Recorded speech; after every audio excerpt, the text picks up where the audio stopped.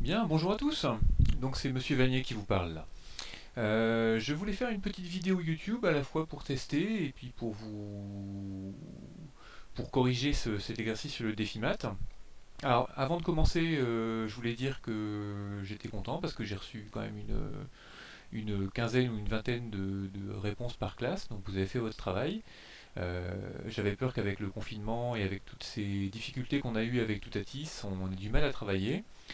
Euh, Juste pour finir là-dessus, vous verrez sur Toutatis tout le travail à faire. Là, il y a un plan de travail cette semaine sur donc le théorème de Pythagore. Bon, dans l'ensemble, c'est des révisions parce que je ne veux pas rapporter de nouvelles difficultés, mais je pense qu'à partir de la semaine prochaine, on va devoir travailler sur quelque chose de nouveau. Et là, justement, il y aura des cours sur YouTube pour que vous puissiez. Enfin, j'essaierai de trouver une solution, peut-être des cours écrits, peut-être des cours sur YouTube, selon ce qui sera le plus adapté pour que vous puissiez quand même progresser et qu'on avance dans l'année, parce qu'il ne nous restera que quelques semaines. Voilà. Donc continuez à travailler, c'est très bien. On va regarder ensemble donc la correction du défi de maths. Et aussi un petit peu ce que vous m'avez rendu, certains m'ont rendu des choses très belles. Donc regardons ça. Alors l'énoncé était trouvons des triangles dont les côtés mesurent des longueurs entières. Alors en voilà un, celui qui était donné c'est le plus grand classique, celui de la corde à 13 nœuds des Égyptiens, si vous avez regardé la vidéo de Micmac. Donc celui-là a une longueur, des longueurs de 3, ici ça fait 4, et ici ça fait 5. Alors comment est-ce qu'on peut savoir que ça fait 5?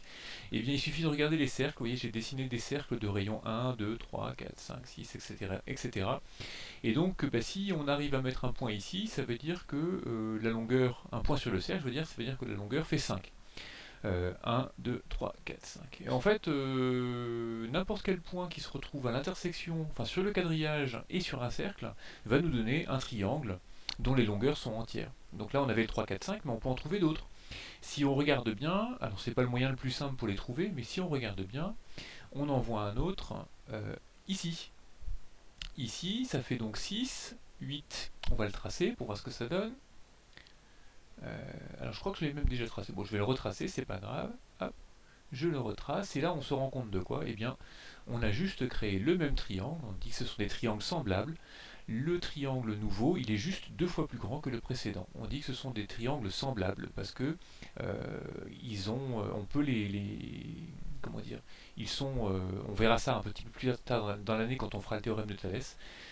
Et toutes leurs longueurs sont multipliées par un certain facteur. Donc là, multiplié par 2.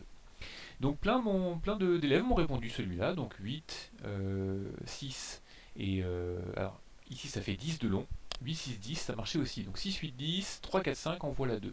Et on pouvait faire la même chose à faire 3 fois plus grand, 4 fois plus grand, donc d'élèves m'ont trouvé ce genre de triangle. Alors on va les regarder quand même.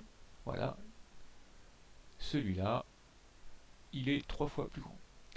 Alors, la plupart des élèves n'ont pas fait comme ça, évidemment, ils n'ont pas dessiné les triangles. Certains ont essayé de dessiner des triangles, c'était très bien. Mais moi, je ne m'attendais pas à ça. Moi, je m'attendais à ce que vous fassiez juste le calcul.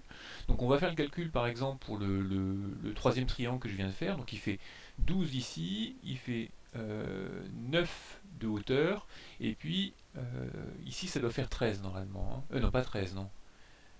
Ça doit faire 15. 15, l'hypoténuse doit faire 15 de long. On va vérifier ça à la calculatrice.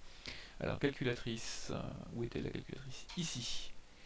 Ici, ramenons-la ici. Donc, si je veux vérifier que la calculatrice en utilisant le théorème de Pythagore, donc je prends les deux côtés. Donc, le premier, c'est 12. Je le multiplie par lui-même, hein, je le mets au carré. J'ajoute à ça cette longueur-là. Donc, cette longueur-là, c'est 9. Donc, plus 9 fois 9. Et j'obtiens 225. Et il se trouve que la longueur qui est là, donc l'hypoténuse au carré, c'est 15 fois 15, et j'obtiens 225 aussi. Donc ça marche bien, ce triangle est bien rectangle, et c'est comme ça que je m'attendais à ce que vous trouviez un maximum de nombres. Donc il fallait tester des nombres et puis voir si on les trouvait. Peut-être certains d'entre vous ont cherché sur internet, si on cherchait ce qu'on appelle des triplés pythagoriciens, donc c'est ça, hein, 3, 4, 5 c'est un triplé pythagoricien, on pouvait trouver ces triangles. Alors certains ont trouvé des triangles beaucoup plus astucieux, enfin pas beaucoup plus astucieux, mais il fallait les trouver, hein, ceux-là. Donc je vais enlever les triangles qu'on a jusqu'à présent. pour y voir un peu plus clair, et on va trouver d'autres triangles. Vous pouvez vous amuser à chercher sur la vidéo en même temps que moi. Et alors il y en a un autre qui est connu, que j'utilise moi souvent en cours pour donner des exemples de triangles. C'est celui-là. Alors, hop, ici. Donc voilà, là aussi on a un triangle, on a un point qui se trouve à l'intersection du quadrillage et sur un cercle. Alors, on va regarder ça. Voilà. Donc celui-là il marchait, ça faisait 12 de long, ici c'est 5 de haut, et cette longueur-là, elle doit faire 13. Voilà, donc un nouveau triangle rectangle qui marchait. Alors, j'aimerais vous montrer maintenant un travail qui a été fait par... alors, on va essayer de retrouver ça. Alors, commençons par le travail d'Esaïa. Alors, c'est en 4ème D, hein, pour des 4ème B. Esaïa, il a fait quelque chose de très rigolo. Il m'a fait un triangle rectangle dont les côtés font 0 cm, 0 cm, et l'hypoténuse fait 0 cm, donc c'est tout à fait vrai. C'est pas vraiment un triangle, mais bon, je compte ça comme valide. Et puis d'autres exemples qu'on va voir plus tard. Donc moi ça me valait, vous voyez, il y en a qui m'ont juste répondu ça, et bien quand on m'a répondu ça, j'ai mis 10 sur 10, parce que je voulais être sympa, et surtout récompenser ceux qui ont travaillé chez eux. Alors, on a un autre exemple qui est intéressant, c'est... Est-ce que je vais le retrouver? Est-ce que c'est ça? Non, ça c'est 5ème, ça.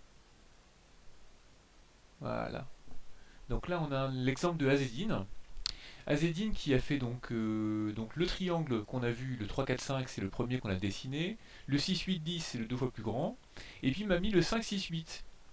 Alors Azedine, et puis les autres élèves, parce que c'est pas le seul à avoir fait ça, moi ce que j'attendais c'est que vous vérifiez le théorème de Pythagore.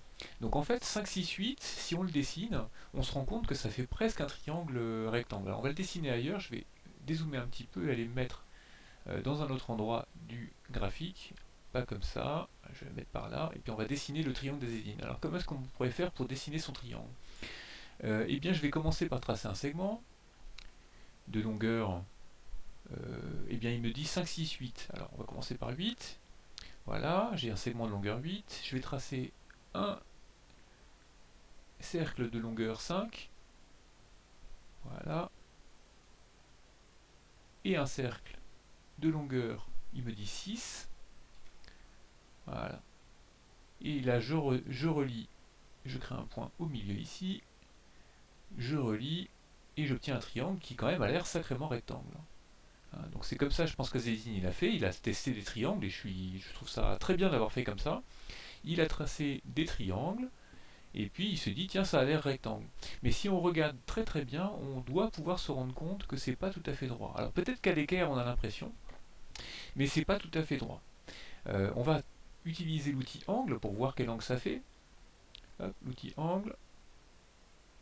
Et là il me dit 92,87 degrés, donc c'est presque un angle droit. Et là vous voyez que l'équerre, eh bien ça ne suffit pas parfois.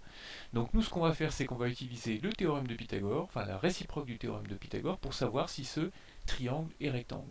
Donc je prends ma calculatrice, qui est ici, et je vais faire 5 fois 5, j'obtiens 25, j'ajoute, donc c'était, il m'avait dit 5, 6, 8, donc 6 fois 6, je prends les deux plus petits, j'obtiens 61, et si je fais 8 fois 8, eh bien ça ne fait pas 61, ça fait 64. Vous voyez qu'on n'obtient pas le même résultat, donc le triangle n'est pas rectangle.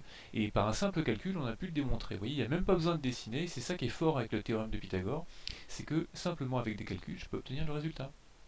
Voilà, donc il y en a plein d'autres qui m'ont trouvé d'autres triangles. Je regarde rapidement si j'en avais d'autres à vous montrer, qui avaient fait du travail. Alors il y a plein de choses très intéressantes, je ne les ai juste pas toutes ici. Je sais plus, j'en avais vu quelques-uns que je voulais vous montrer. Alors ça c'est Zoé, vous voyez, qui m'a répondu, vous voyez pas, Zoé en 4ème D, qui m'a juste répondu, je suis désolé, j'ai mis que des exemples de 4ème D je crois, qui m'a répondu que par des longueurs et qui a fait les calculs, donc c'est très très bien, comme ça c'est bien clair, on voit très bien les choses, donc le triangle GHI, 9, 12, 15, et on doit avoir l'hypoténuse, GI au carré, l'hypoténuse au carré qui doit être égale à la somme des carrés des autres, 9 carrés plus 12 carrés, ça fait bien 225. Alors je crois que j'en ai un petit dernier à vous montrer, et non je vois plus. Eh bien écoutez, on va s'arrêter là. Voilà pour la correction. Peut-être on peut regarder quand même un exemple, hein, qui m'a été proposé par... oh, il est quand même vachement difficile à trouver, hein. Bon, il y a plein d'exemples qui sont difficiles à trouver. 22, je crois, 21 et 22 qui ont été trouvés en quatrième B, mais en quatrième D aussi. Enfin, je sais plus, j'ai plus les noms, écoutez, c'est pas grave. Je vous remercie d'avoir regardé jusqu'au bout. La semaine prochaine, plan de travail. Je vous invite donc à faire les exercices jour après jour. Soyez régulier dans votre travail. Enfin, les deux trois exercices que je donne par jour, ça vous prendra une demi-heure. Si ça prend plus de temps, eh bien, ça veut dire que peut-être vous n'avez pas assimilé, donc il ne faut pas hésiter à revenir sur les exercices précédents. Assurez-vous, surtout l'objectif, de bien comprendre le théorème de Pythagore. Euh, je vous mettrai aussi les deux vidéos, si vous ne l'avez pas déjà fait, de Micmat qui suivent la série qu'on a vue. Voilà, donc bon travail à vous, soyez réguliers dans votre travail, bon courage à vous, faites-vous aider et surtout restez connectés à Toutatis pour voir les nouvelles choses qui apparaissent. Bon courage à vous, allez, à bientôt.